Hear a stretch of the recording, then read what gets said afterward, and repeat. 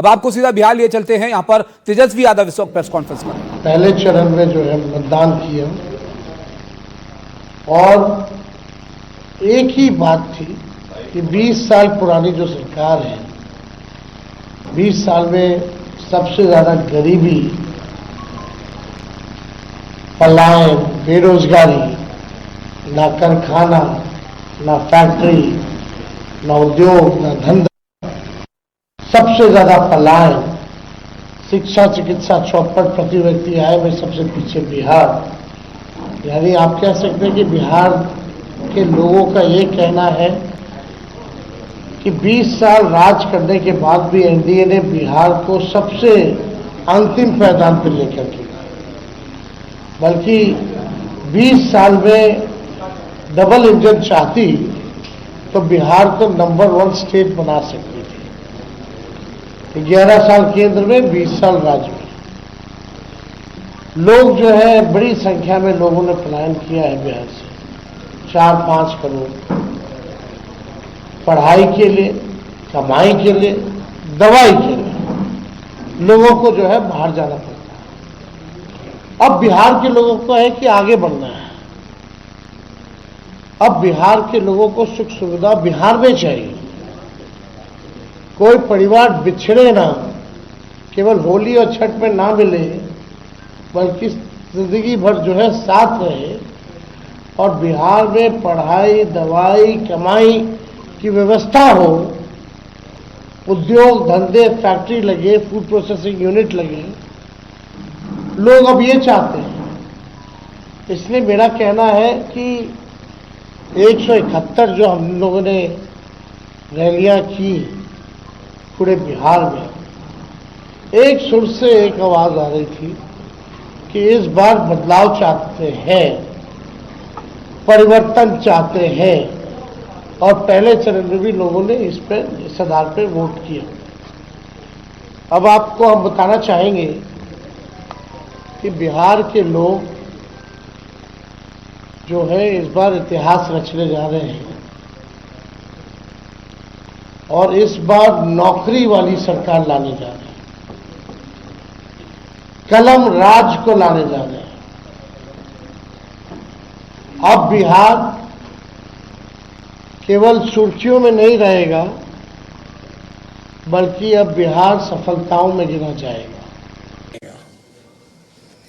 बिहार जो है सबसे विकसित राज्य जो है वो बनेगा।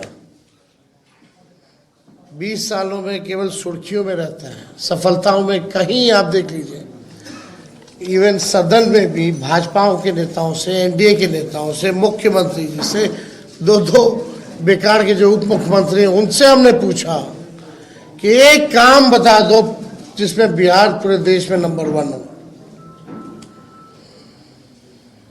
किसी के पास जवाब नहीं। सदन की बात बता रहे, कई बार हमने पूछा, किसी के पास कोई जवाब नहीं था। लेकिन अब जो है 14 तारीख के बाद बिहार जो है सफलताओं में गिना जाएगा, सबसे विकसित राज्यों में बिहार जो है गिना जाएगा, जहां फूड प्रोसेसिंग यूनिट्स लगेंगे, जहां एग्रो बेस्ड इंडस्ट्री लगेगी, जहां पढ़ाई, दवाई, कमाई, सिंचाई की अच्छी व्यवस्था होगी, जहां आईटी हब होगा, एजुकेशनल सिटीज होंगे, सुपर स्पेशलिटीज हॉस्पिटल बनेंगे और किसी बिहारी भाई को दूसरे राज्य ना जाना पड़े, ऐसा बिहार जो है हम लोग बनाएंगे। अब चुनाव आयोग से कई हमारी सवाल हैं जो हम पूछना चाहते हैं। हालांकि आप लोगों ने तो सराय रंजन या समस्तीपुर का देखा ही होगा कि पर्चियां जो है किस हिसाब से वीवीपैट का फेंका हुआ था। इसमें कई लोग सस्पेंड भी हुए हैं बाद में, जब हम लोगों ने आवाज उठाई तब लोग डरे हुए हैं, सत्ता में बैठे लोग घबराए हुए हैं। कल हमने एक वीडियो भी जारी किया था, आप लोगों ने देखा होगा कि भाई केंद्र मंत्री गृह गृह मंत्री को कोई काम नहीं है। पटना में लगातार कई दिनों से डेरा बनाए हुए हैं। कई बड़े बड़े अधिकारियों को बुलाया गया है, निर्देश दिए गए हैं, अपने रेंज का देखना है उनको, कहाँ डिस्टर्ब करना है, किन किन व्यक्तियों को चुनाव से पहले उठाना है। मतलब सीएम हाउस से भी एक आध रिटायर्ड अधिकारियों द्वारा लगातार फोन जा रहा है बड़े बड़े जिला के अधिकारियों को, रेंज वाले जितने अधिकारी हैं, बुलाया जा रहा है, निर्देश दिया जा रहा है। तो ये बौखलाहट बताती है कि ये लोग जाने वाले हैं। हम लोगों की पैनी नजर है, जनता एक पांव पे खड़ी है। हम तो चाहेंगे कि जितने अधिकारी, सूचना हमको उन्हीं अधिकारियों से मिली है जिनको ये निर्देश दिए गए। तो हम तो कहना चाहते भाई, जनता एक पांव पे खड़ी है। संविधान का जिन लोगों ने शपथ लिया है, न्यायपूर्ण काम करें, दबाव में ना करें, वरना इस बार जनता जो है मुंह तोड़ जवाब देगी। सब लोगों की नज़र है अधिकारियों पर, प्रशासन पर। जनता सजग है, सब लोगों पर जो है नजर डाली हुई है। बात अब देखिए, इलेक्शन कमीशन पहला चरण का मतदान कब हुआ? 6 नवंबर को।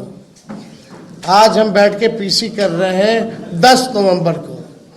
4 दिन बाद भी आंकड़े जो है सार्वजनिक नहीं किए गए हैं कि पुरुष ने कितने मतदान किए और महिलाओं ने कितने मतदान किए। कोई भी ऑफिशियल आंकड़ा नहीं आता। पहले भी मैनुअली, पहले के जमाने में तो उसी दिन उसी समय बता देता था मैनुअली। आजकल तो टेक्नोलॉजी का जमाना है, फिर भी ये आंकड़ा क्यों छुपाया जा रहा है, सबसे बड़ा मेरा प्रश्न है। 4 दिन हो गया, यानी आप समझिए, मान लीजिए 11 को अगर वोटिंग है और 14 को रिजल्ट है, तो आपको 14 तक पता ही नहीं चलेगा कि कितने पुरुष और महिलाओं ने वोटिंग की। This is a joke. कितना टेक्नोलॉजी का जमाना है, एआई का जमाना है। ये बताओ, अमित शाह और मोदी जी के राज में इलेक्शन कमीशन ठप हो गया है। अरे भाई, इतना तो पहले के जमाने में उसी दिन उसी वक्त मैनुअली लोग निकाल करके दे देता था कि इतना प्रतिशत जो है पुरुषों ने मतदान किया, इतने प्रतिशत जो है महिलाओं ने मतदान किया, और ये उम्र के लोगों ने इतना इतना मतदान किया। आप मीडिया के लोग यहाँ हैं, विद्वान लोग हो, जरा बताइए, आप लोगों को जानकारी में है क्या? ये कहीं भी ऑफिशियली ये बात आई है? Where is election commission? मतलब भाजपा जितना पाप करेगा, सब पे पर्दा इलेक्शन कमीशन डालेगा। भाजपा पाप करता रहे, इलेक्शन कमीशन उसका पाप धोता रहे। इलेक्शन कमीशन टूल बन गया, लग रहा है मर गया है। ये तो सिंपल सी बात है भाई। विदेशों में कितना देश का नाम बदनाम करेंगे ये। विदेशी पत्रकार भी अगर पूछेंगे भाई कितना रेशियो है, 4 दिन हो गया चुनाव को, अब तक नहीं आया, तो देश का तो मजाक उड़वा रहे हैं लोग। तो हम तो जानना चाहेंगे कि भाई जल्द से जल्द दे दो। ऐसा जो आप लोगों का रफ्तार है, लग नहीं रहा कि दूसरा फेज वाले का पता भी चल पाएगा कि कितना रेशियो में किसने किसने कितना मतदान किया। आपको हम बता दें कि सीसीटीवी लगातार जो है कई जगह जो है, जो स्ट्रांग रूम का वो जो है बंद आ रहा है। उसमें हमारे पार्टी के लोग सजग हैं, और कहीं भी कुछ आता है तो हम लोग कंप्लेन भी करते हैं। लेकिन ये बार बार लगभग हर जगह जो है स्ट्रांग रूम का जो सीसीटीवी है वो बंद हो जा रहा है। आखिर क्या कारण है? इसमें चुनाव आयोग को जो है सफाई देने की जरूरत है। और आपको हम इंटरेस्टिंग डेटा बताना चाहते हैं जो इलेक्शन कमीशन ने अमित शाह जी के निर्देशों पे शायद किया होगा। एक तो आंकड़ा हम आप लोगों के सामने रखना चाहते हैं। ये आंकड़ा भाजपा या एनडीए शासित इन राज्यों से आए हैं जवान। उत्तर प्रदेश से 40 कंपनियां, गुजरात से 27 कंपनियां, मध्य प्रदेश से 23 कंपनियां, असम से 15 कंपनियां, महाराष्ट्र से 25 कंपनियां, छत्तीसगढ़ से 15 कंपनियां, राजस्थान से 10 कंपनियां, मिजोरम और हरियाणा से 8-8 कंपनियां, नागालैंड से 15 कंपनियां, मेघालय से 7 कंपनियां, गोवा से 6 कंपनियां, त्रिपुरा से 5 कंपनियां और उत्तराखंड से 4 कंपनियां, यानी कुल 208 कंपनियां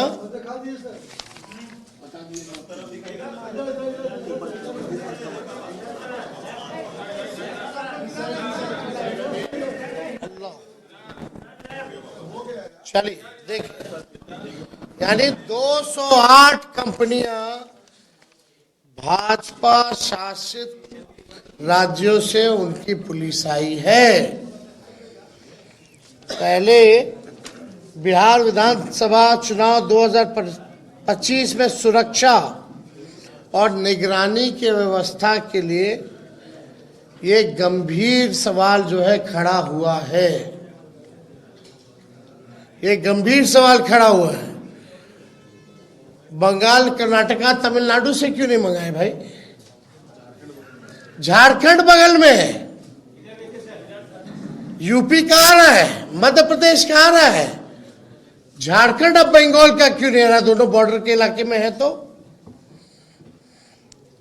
मेघालय और त्रिपुरा से आ रहा है, नागालैंड से आ रहा है, लेकिन झारखंड, बंगाल और आपका तमिलनाडु, कर्नाटका जैसे राज्यों से क्यों नहीं आ रहा? केरला से क्यों नहीं आ रहा? वेस्ट बंगाल वही हुआ, क्यों नहीं आ रहा? ये तो भाई बड़ा सवाल जो है खड़ा हो गया। पुलिस ऑब्जर्वर में तो मतलब आप कहीं तो जो असंतुलन है, ये जो भी 243 विधानसभा में 68% पुलिस ऑब्जर्वर बीजेपी शासित राज्यों से। आप समझ जाइए, 68% पुलिस ऑब्जर्वर जो है वो बीजेपी शासित राज्यों से हैं। पहले ये जितने भी लोग होते थे वो सीएपीएफ यानी सेंट्रल केंद्रीय अर्धसैनिक बल के जो लोग होते थे उनको लगाया जाता था ताकि निष्पक्ष जो है ऑब्जर्विंग जो है वो हो। लेकिन इस बार 68% यानी हमने आपको आंकड़ा दिया 208 कंपनियां भाजपा शासित राज्यों में से। अब ये तो देख लीजिए, अमित शाह जी आए इसीलिए ना, डेरा काहे जमाए हुए हैं गृह मंत्री? देश में थोड़ी और कोई काम है? जहां चुनाव है वहां बेईमानी वाला काम है। पूरा धन, बल, छल, कपट सब लगा रहे, कोई चीज का कमी नहीं छोड़ रहे। लेकिन फिर भी ये अमित शाह बिहार को उपनिवेश बनाना चाहते हैं, बाहरी लोग कब्जा करना चाहते हैं, बिहारी होने नहीं देगा। इस बार करारा जवाब मिलेगा, जनता से मिल रहा है। ये लोग बौखलाहट में इस तरह का काम कर रहे हैं क्योंकि इनको पता है कि ये लोग जो है जाने वाले हैं। अब सवाल देखिए, मोदी शाह जी ने बिहार को जितना बदनाम किया, जो बात बिहार के बारे में बोल रहे हैं, क्या वो गुजरात के बारे में ऐसा बोल सकते हैं? गुजरात में क्या क्या बातें करेंगे वो, फैक्ट्री की बात करेंगे, उद्योग की बात करेंगे, और यहाँ अगर उनकी पूरी भाषा और पूरा वाक्य देखिएगा या शब्दों का चयन देखिएगा तो नेगेटिव, नकारात्मक। मतलब हम लोग भी चाह रहे थे कि भाई प्रधानमंत्री जी आ रहे हैं, इतना इतना सभा किए हैं ऑफिशियली अनऑफिशियली, कम से कम एक रोड मैप, एक विजन तो बता दो प्रधानमंत्री जी कि आप अगला 5 साल बिहार को कैसे आगे बढ़ाइएगा। 11 साल तो बढ़ा नहीं पाए प्रधानमंत्री रहते हुए, 20 साल में बिहार आगे बढ़ा नहीं। अब जो है जुमलेबाजी और तरह तरह के गाने फाने जो है गा रहे, कोई मतलब नहीं है। प्रधानमंत्री आजकल लगता है कि भाई पता नहीं कौन सा वेब सीरीज देख रहे हैं भाई। इतना फुर्सत का समय प्रधानमंत्री के पास, कौन सा वेब सीरीज प्रधानमंत्री देख रहे हैं समझ में नहीं आ रहा। तेजस्वी यहाँ कलम बांटता, नौकरी बांटा, आपको नजर नहीं आया प्रधानमंत्री जी? हाँ, प्रधानमंत्री जी ने जितना इनको सम्राट चौधरी, दिलीप जायसवाल, मंगल पांडे का भ्रष्टाचार और फर्जीवाड़ा नहीं दिखा, क्या सवाल प्रधानमंत्री जी इन लोगों से किया? नहीं करेंगे ना। सम्राट चौधरी ने क्या क्या किया है भाई, दिलीप जायसवाल जी का क्या क्या है, मंगल पांडे का क्या क्या है, अशोक चौधरी वगैरह लोग छोड़िए, कितना ऐसा लिस्ट हम लोग गिनाएंगे। कोई सवाल तो नहीं करता इन लोगों से प्रधानमंत्री जी। और आपको तो बिहार के दुर्दांत अपराधियों के साथ मंच साझा किया। क्या प्रधानमंत्री की नजर उल्लास पांडे, मनोरमा देवी, आनंद मोहन, सुनील पांडे, राजबल्लभ, अनंत सिंह साधु महात्मा लगते हैं?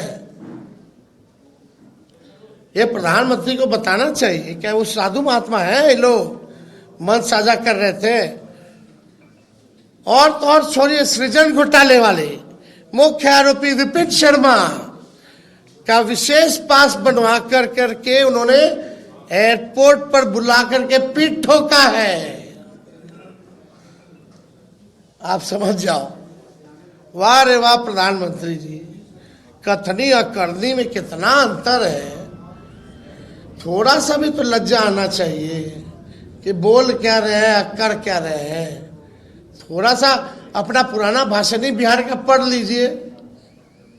आपको तो बिहार आने में शर्म आना चाहिए था, फिर भी आपने जो है कोई मर्यादा नहीं रखी। सृजन घोटाले वाले विपिन शर्मा को बुला के पीठ ठोक रहे हो भाई, जो मुख्य आरोपी है, विशेष पास बनवा करके। अनंत सिंह, उल्लास पांडे, राजबल्लभ, मनोरमा देवी, आनंद मोहन, सुनील पांडे बड़े अच्छे लोग हैं। ये लोग तो कुछ चलाते नहीं है, मिलता नहीं है ना। ये लोग तो भोलेनाथ पे दूध चढ़ाते हैं, है ना। वही है, भाजपा में जाओगे तो पाप धुल जाएगा। गंगा जी में नहाइएगा, गारंटी नहीं है कि भैया पाप धुले कि ना धुले, लेकिन आस्था हम लोगों की है गंगा जी के प्रति। लेकिन ऐसे ऐसे लोगों की आस्था गंगा जी से ज्यादा मोदी जी और अमित शाह में है। कुछ करेंगे, पाप धुलने की गारंटी जरूर है। यही हो रहा है। अब हम क्या क्या हम बोले, अब तो हमको तो बोलना भी ठीक नहीं लगता। अब बताइए, 30,000 करोड़ रुपया चुनाव में रिश्वत दी गई, 10-10 हजार रुपया, टोटल कितना?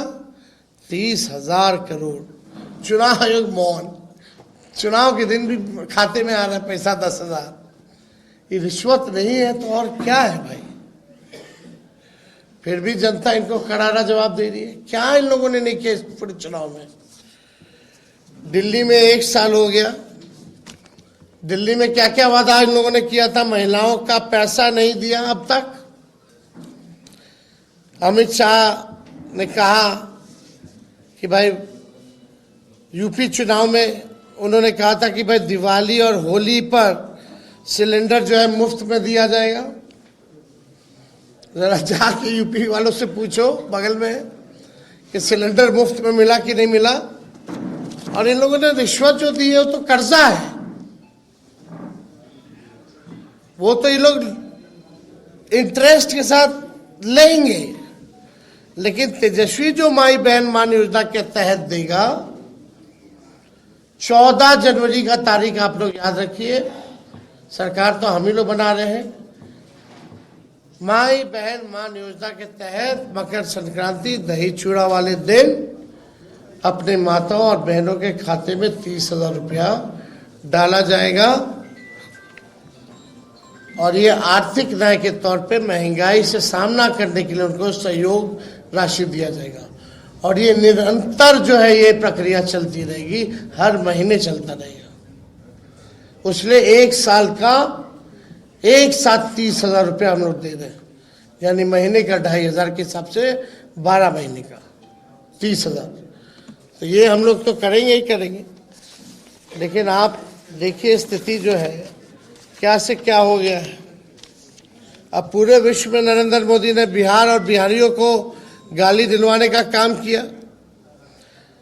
लगता है प्रधानमंत्री जी आजकल असला बारूद और तोपखाने वाले डिक्शनरी पढ़ रहे हैं। और हमने पहले भी कहा कि भाई हो सकता है कि वेब सीरीज भी देख रहे होंगे। प्रधानमंत्री जी को नौकरी, रोजगार, विकास की बात करनी चाहिए। ये हम लोग जो है चाहते हैं कि भाई कम से कम इस पे हम लोगों ने कोई बात नहीं सुनी कि प्रधानमंत्री जी ने क्या बात की। देखिए साफ तौर पे हम लोग जब आएंगे तो जिस परिवार के पास सरकारी नौकरी नहीं है उस परिवार में एक सरकारी नौकरी हम लोग दिलाएंगे। हर जात हर धर्म में बेरोजगारी है। इसका मतलब ये है कि हर जात हर धर्म में नौकरियां मिलेंगी। तेजस्वी सबको साथ लेकर के चलेगा। माई बहन मान योजना का हमने बताया। जीविका दीदियों को मानदेय 30,000 रुपया किया जाएगा, स्थायी किया जाएगा।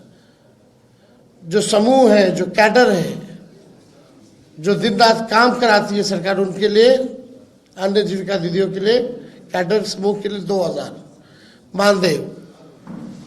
और जो इंटरेस्ट जो लेती है, देना पड़ता है उनको, वो इंटरेस्ट जो है माफ किया जाएगा। और 5 लाख रुपए का बीमा हम लोग कराएंगे। इससे पहले हम लोगों ने ये ओल्ड पेंशन स्कीम जो है ओपीएस, वो हम लोग लागू करेंगे। ओपीएस को लागू किया जाएगा। जो अभ्यर्थी जो बहाली के लिए होंगे उनका फॉर्म जो है 0 निःशुल्क फ्री कर दिया जाएगा। फॉर्म फीस नहीं लगेगा। जो भी आपके किसान हैं सिंचाई के लिए बिजली का इस्तेमाल करते हैं, वो बिजली जो है उन किसानों के लिए मुफ्त जो है वो की जाएगी। जो जनप्रतिनिधि हैं, जैसे त्रिस्तरीय पंचायत के लोग हों, ग्राम कचहरी के लोग हों, इन सब का जो है पेंशन भी मिलेगा। और इन सब लोगों को जो है हम लोग जो मानदेय जो है दुगुना हम लोग करने का काम करेंगे। टैक्स वगैरह जो हो गए उन लोगों को जनप्रतिनिधि का दर्जा हम लोग जो है देंगे। तो हम लोग कई ऐसी योजनाएं, बेटी योजना हो, माँ योजना हो, ये सब योजनाओं को हम लोग जो है लागू करेंगे। आरक्षण को हम लोग जो है, इन लोगों ने तो खत्म कर दिया भाजपा के लोगों ने, हम लोग जो है आरक्षण को लागू करेंगे। बढ़ाने की जरूरत हो तो बढ़ाया भी जाएगा। और शेड्यूल लाइन के लिए फिर से भारत सरकार को हम लोग सिफारिश करेंगे। तो और भी बहुत सारी चीज़ें हैं।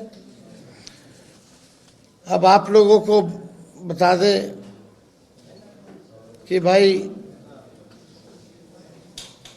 लॉ एंड ऑर्डर के मामले में तेजस्वी कोई कॉम्प्रोमाइज जो है नहीं करेगा, चाहे कोई अपना हो या पढ़ाया हो। अगर तेजस्वी की परछाई भी गलत करेगी तो उसको भी कड़ी से कड़ी सजा मिलेगी। इस मामले में लॉ एंड ऑर्डर के मामले में कोई कॉम्प्रोमाइज नहीं। आप सब लोग मेरे स्वभाव को जानते हैं, ऐसा कॉम्प्रोमाइज हम लोग जो है एकदम नहीं करेंगे। क्राइम हो, करप्शन हो, कम्युनलिज्म हो, इन तीनों से तेजस्वी जो है कॉम्प्रोमाइज नहीं करेगा। और आप सब लोगों को बता दें, 14 को रिजल्ट आएगा और 18 नवंबर को हम लोग जो है शपथ लेंगे।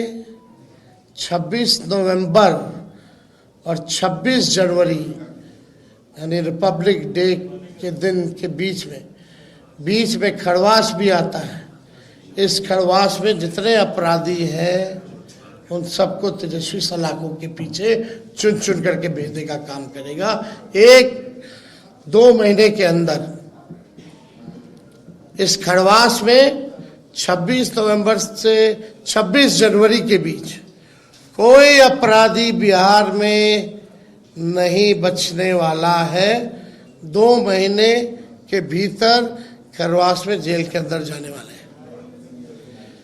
तो आप सब लोग इस प्रेस में आप लोग आए, आप सब लोगों का स्वागत है। और हमको लगा कि भाई पूरा चुनाव का जो अनुभव जो रहा वो आप लोगों से हम लोग जो है साझा करें। तो कोई